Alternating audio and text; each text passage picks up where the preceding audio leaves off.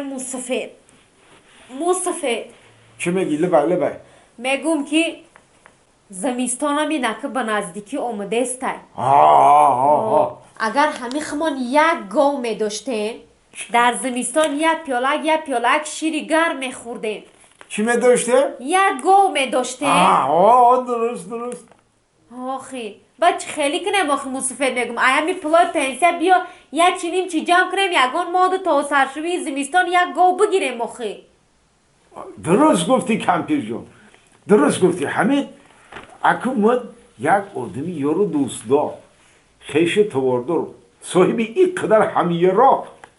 اما که در کیسم پول باشه که من برامدم میشینیم اگه پول تمام میشه برای همین کمپیر جون چی پوله که خانم میاید همین حسابی نفقه کوشش کن جمع کن یک گو میخریم هیچ نشید یک گوساله میگیریم همون گوساله هم آیندهش گوه میشه گو صاحبی گو میشه نه همین موسفید خمانده همین یک گو باشه بسای وای تو گو گفتسی نگاه که در مملکت چی گپایه نگاه که این قدر مملکتی دنیا همش در تلاشی ساختنی بمبی اتمی هم بمبی اتمیش چیه موسفید؟ اگه این بمبی اتمی رو برای خودشون نمیسازن یا این میسازن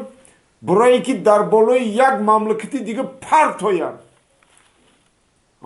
بمبی اتمی همین خیلی به قوته که یک دونش خوش تمام همین مملکت بس این بمبی اتمی رو با هر خیل مملکت هم ساخته نمیتونه به حد این اتم به حد چیزی قیمته این اتم همین خیلی چیزی قیمته که حتی زور یک مملکت نمیرسه که بسازه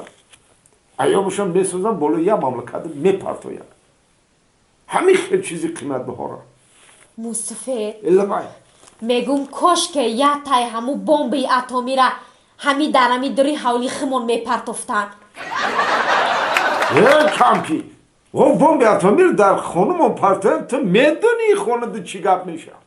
آخی میگی موسفید قیمت بهای اقلا یک گو میگرفته من نو فهمیدم چی رو فهمیدی؟ من نو فهمیدم که در خونم من گو داشتم